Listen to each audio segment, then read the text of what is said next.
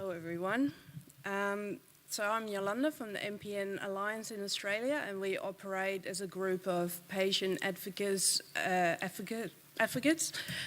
the Leukemia Foundation of Australia. And one of our mission statements is to make sure that MPN patients are brought the latest up-to-date and relevant information about their diseases and their symptoms. Today I'd like to share with you how we were able, as the MPNAA, to co-host the first ever MPN education conference in Australia.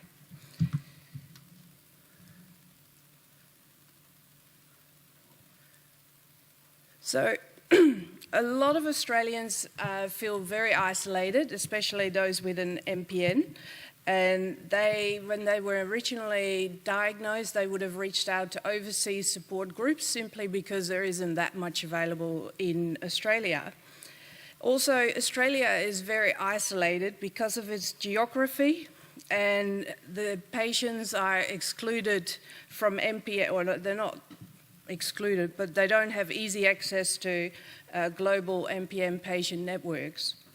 In addition, the vastness of the Australian continent, combined with a small population, means that Australian MPN community is very widely dispersed. Whilst there are Australian MPN support communities, patients do lack the opportunities to have easy access and to learn and engage with Australian and international experts. It was therefore important to us as a group that we were going to somehow bridge the gap and bring the information to Australia. Now, I'm not Australian, I am now, but I actually am from the Netherlands, and I grew up there, and I can tell you that the Netherlands is very, very small. You can drive around the country probably in a day. And then I look back to one of my first trips that I did in Australia, where I sat on a bus from Adelaide, which is about there, to Perth, and it's about 2,800 kilometres, and I sat on the bus for 36 hours. So to put things into perspective, I hope that these facts will explain why Australians are actually struggling to find local or Australian support. So I've looked up on the internet some facts, and as of the 9th of October, we can see that Australia spans about 7.68 million square kilometres, but it's only got a 24.5 million population.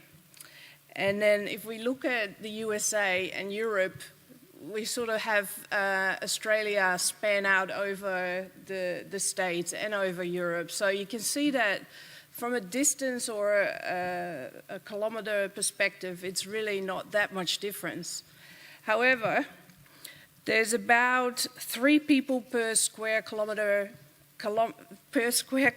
in Australia, and if we compare that to the United States and Europe, it's about 10 times more in population density. So these figures might also indicate that Australian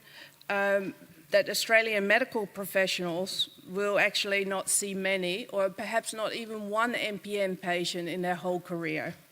So the lack of relevant and up-to-date information and the large distances leads to patients feeling desolate. So what did we do about it? Well, we actually been dreaming of running an MPN education specific conference in Australia. So it was a dream come true when we had the opportunity to organise one, co-host one with Anne Brazeau. This was a result of personal relationships and networks. Ken Young, one of our members, has had PV since 1998, and over those 20 years he's built up some valuable relationships both within Australia and within the international MPN communities. It was because of him that he was invited by Anne to attend one of her support coordinators' Connect and Share meetings in Chicago in 2016, and that's when the conference was actually first discussed.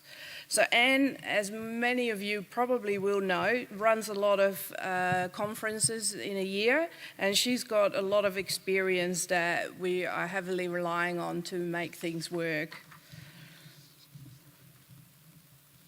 So we had a fair bit of challenges as well. One of them was the time zone. There's about 14 hours difference, so we used to get up at 5 o'clock in the morning to have a 5:30 a.m. call with Anne to discuss what needed to be done. There was also an unprecedented demand for tickets. We had 150 places available, but we had 170 people indicating that they wanted to attend.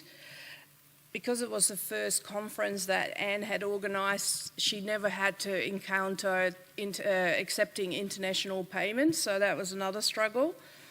And then there was also the MPN experts. I think most of us know that there is some sort of international MPN expert list, and that's got people like Claire Harrison and Ruben Messer on there. We don't have a list like that in Australia. So we reached out to our haematologists and we relied on their expertise and their feedback to invite the right professionals to be able to attend. This challenge actually became a great success as well, because we didn't actually realise that we had such good quality experts, MPN experts, within the country. The venue was another concern because, as you could see on the previous slide, it's very big. So we knew that wherever we were going to have the conference, there were going to be patients that were unable to attend because of the expense of booking flights and also the hotels. And resources was a challenge, and I think most people know that when you're working in projects, it's always a bit of a struggle to get enough resources on the project. So as a group of 6 volunteers, we were physically struggling with our own limitations, but also we work. And in addition to that, had another 2 people organise the events from her side for quite a few months. However, the most important thing is that, there were some really good outcomes, and the real success was the impact that the conference had on attendees, and they not only consisted of patients, but also of caregivers and family members and friends. Some of the feedback that we've received from patients is that it was great to be able to connect with each other. It didn't just bring Australian experts together, but combined it with international experts, and patients had access to talk to them throughout the day. Patients felt empowered, and they felt empowered by the information that was shared by each one of the speakers that was presenting that day. Some speakers actually made follow-up appointments with some of the haematologists, and they felt comfortable to discuss the importance of having a bone marrow biopsy, and also to request for a generation sequencing to be done. So it opened the door to seek second opinions for a lot of people that previously were feeling a bit overwhelmed by doing that. It enriched the patient's life. It was a conference that was collaborated between international and Australian experts, and it kind of felt that the MPN world shrunk a little. It also enlivened MPN patients because they reported that they were feeling more positive and less depressed. Some patients also reported that after they listened to the speakers, they actually realised that their treatment regime was the right one for them, whilst others indicated that no, they needed to try something else and felt empowered to actually discuss that. And then on the small side, it raised our profile as well for the MPNAA. So I would like to encourage each one of you, if you're ever thinking of putting something together, to never limit yourself to what is possible, and to look in your networks and the people that you've learned from or shared information with. Before I'm happy to answer any questions, I'd like to finish with a quote that has sort of guided the MPNAA through the last 2 years that we've been in business. And every time when we come up with another initiative, we feel overwhelmed and we think we can't do it. But Margaret Mead writes, "Never doubt that a small group of thoughtful, committed citizens can change the world. Indeed, it is the only thing that ever has." Thank you.